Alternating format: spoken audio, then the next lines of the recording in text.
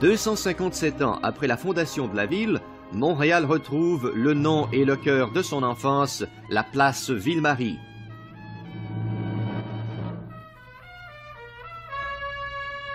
Cependant, depuis 20 ans, Toronto tentait de ravir à Montréal son titre de métropole.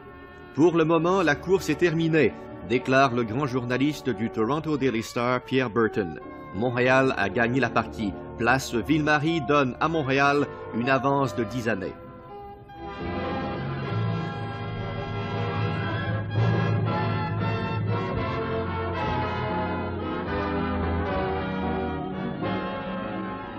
Ce complexe architectural de 55 étages fut construit au coût de 80 millions sur un site d'une superficie de 7 acres.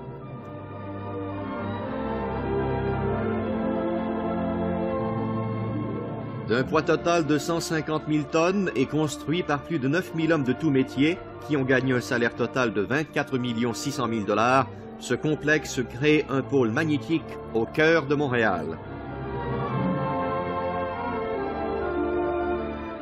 Paris a la Tour Eiffel, Florence le dôme de Brunelleschi, Venise la place Saint-Marc, New York la forêt de gratte-ciel et Montréal a sa place Ville-Marie.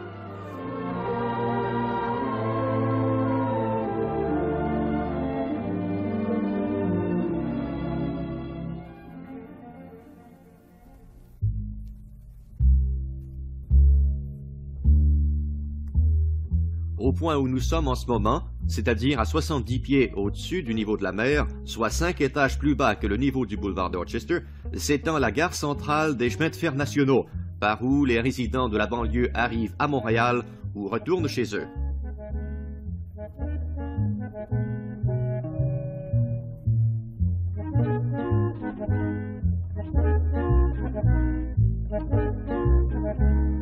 À ce même niveau, à l'est des rails, les colonnes de soutènement retiennent au-dessus de nos têtes 59 488 tonnes de structures d'acier, 16 millions de livres d'acier d'armature, 146 000 verges cubiques de béton, 2 600 000 livres d'aluminium, bref, la place Ville-Marie, et le plus haut édifice du Commonwealth d'un poids total de 300 millions de livres.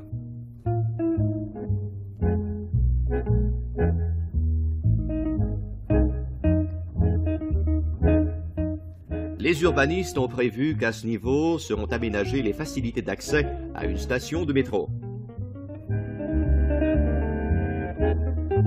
Au-dessus du niveau des rails, 2 étages sont aménagés en terrain de stationnement.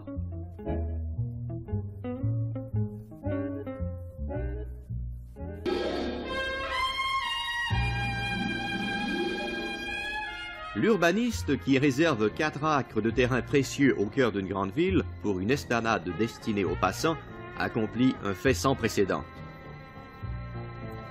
Voilà une des contributions les plus significatives de Place Ville-Marie à la Cité de Montréal.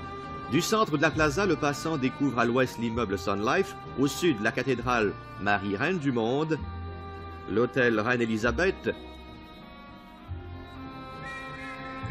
et l'immeuble de la compagnie CIL.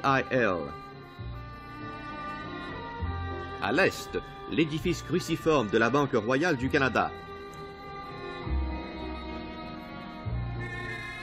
Au nord, il découvre la rue McGill College qui conduit à l'entrée des garages souterrains rue Cathcart.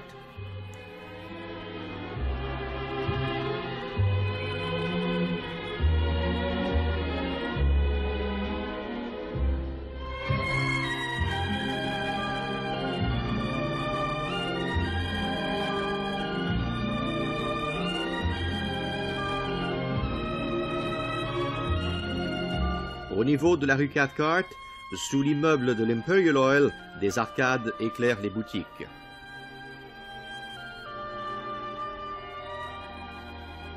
Au niveau de la plaza, l'immeuble de l'Imperial Oil Company forme une arcade, une galerie couverte réservée aux institutions et aux étalages. Sur cette oasis, en bordure de la rue Mansfield, des jets d'eau alimenteront un large bassin que 2 plates-bandes de pin autrichien encadrent. Tous les piétons doivent gravir quelques marches pour atteindre le niveau de l'esplanade. 17 lampadaires au cachet parisien aident à décorer et à illuminer la plaza. Disposés près des 4 cours d'escalier qui conduisent à l'imposante galerie marchande, ils éclairent les 4 murs de ces cours encadrés de sièges en bordure parapet.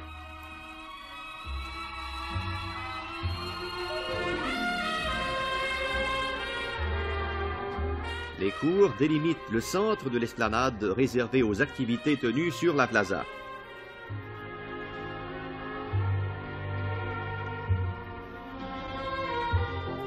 Cette scène peut confortablement accommoder 1500 personnes et des facilités de son et lumière ont été aménagées pour la réalisation de diverses manifestations.